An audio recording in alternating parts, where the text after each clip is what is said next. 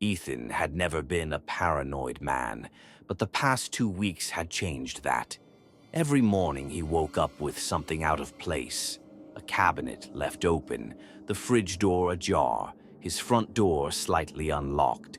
Once he found all the kitchen chairs stacked in the middle of the room. At first he blamed it on stress, sleepwalking maybe. But last night pushed him over the edge.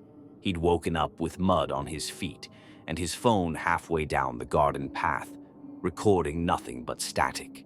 That morning, Ethan drove straight to the electronics store and picked up a set of motion-activated security cameras. 4 in total, 1 in the kitchen, 1 in the living room, 1 at the front door, and 1 pointed down the hallway. He installed them before sunset, checking the feeds twice before heading to bed. He slept surprisingly well. The next morning, coffee in hand, he pulled up the footage. The first few hours were uneventful. Occasional creaks, house settling, nothing unusual. Then, at exactly 2:44 a.m., motion was detected in the hallway. The camera showed Ethan walking, barefoot, eyes half-lidded, expression blank. He shuffled from the bedroom, down the hall, past the kitchen, whispering something unintelligible. He paused in front of the mirror and smiled. Ethan felt a cold knot twist in his stomach. He didn't remember a thing, and his smile in the video didn't feel like his own.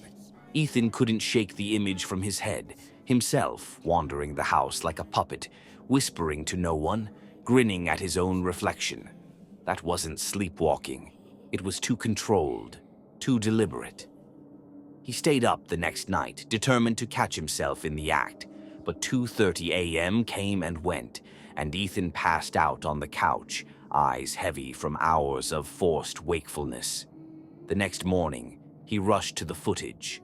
2:44 a.m. Motion detected. There he was again, barefoot, blank expression, whispering. This time, he stopped in the middle of the hallway and tilted his head slowly, like he was listening to something only he could hear. Then it got worse. In the audio, just beneath the hum of the mic, another sound. Footsteps. Soft, deliberate. Not his.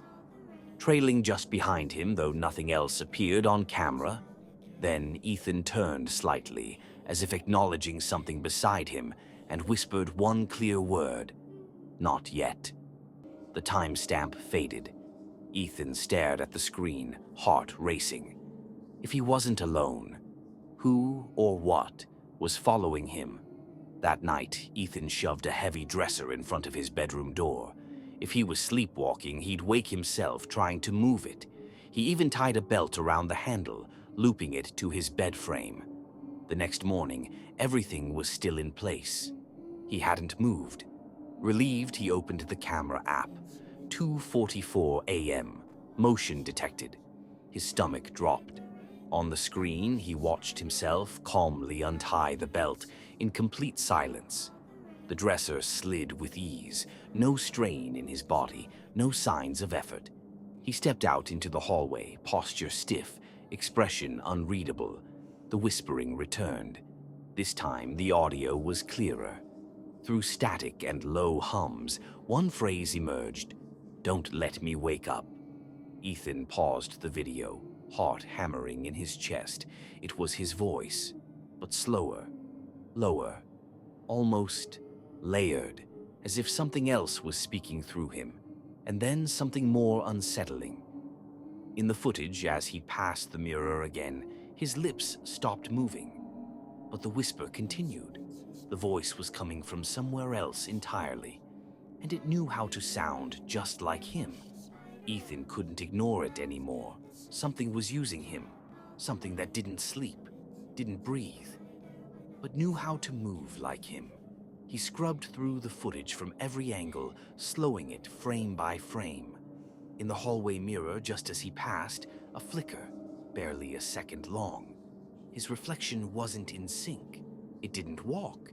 It stood still, watching him walk past, and its mouth was moving. He paused it, zoomed in. His reflection was smiling, a wide, unnatural smile that stretched just a little too far. That night, Ethan didn't bother trying to sleep. But at 3:12 a.m., exhaustion pulled him under. He dreamt of hovering over his own bed, looking down at his motionless body. He was floating, weightless, watching himself. Something stood in the corner, a figure tall and thin, made of shadow and static. It stepped forward and placed a hand on his chest. A whisper filled his ears. "You'll feel better on the other side." Ethan gasped awake. The cameras had recorded again. And this time, he wasn't the only thing moving. Ethan ripped down the cameras, smashed them, smashed the mirror, smashed everything that could reflect, record, or watch. He shut every blind, turned off every light, and tried to tell himself it was over. But that night, the whispering didn't need wires. It came from the walls, the floor, inside his own skull. He tried recording one last time. Just audio. No visuals. He left the recorder running beside his bed, wrapped in blankets, hands clutched around a kitchen knife. In the morning, the file was 6 minutes long. Static filled the first 4. Then came footsteps. Then his own voice. Calm, monotone. "He's waking up. We're losing him." Then a second voice layered underneath. Deeper, older. "Not yet. He's almost ready." Ethan stared at the recorder. The voice was his, but not his. That night, he didn't sleep, but the house still stirred at 2:44 a.m. He watched in terror as the unplugged camera, long dead, blinked back to life on its own, and showed Ethan standing in the hallway, eyes open, smiling, still whispering, still walking. And somewhere inside that body, the real Ethan was begging not to wake up.